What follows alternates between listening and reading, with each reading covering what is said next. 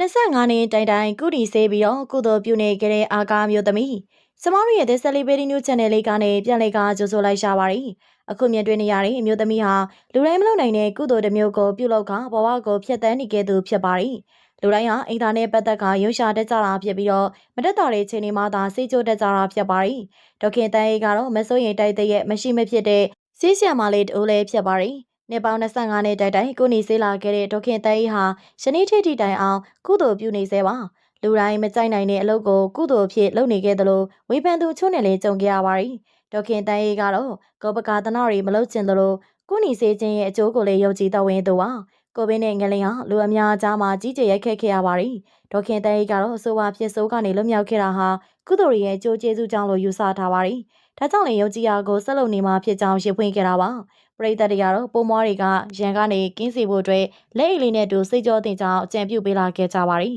။ဒါပြင်မှာတော့သူ့ရဲ့ဝိရိယကောင်းတဲ့ကားမှုကြောင့်လည်းမြင်ရသူတိုင်းတာတို့ချိန်ချိန်ခေါ်နေရပါတယ်။အဆုံးထိကြည့်ရှုအားပေးခဲ့ကြတဲ့အတွက်အားလုံးကိုကျေးဇူးတင်ပါတယ်။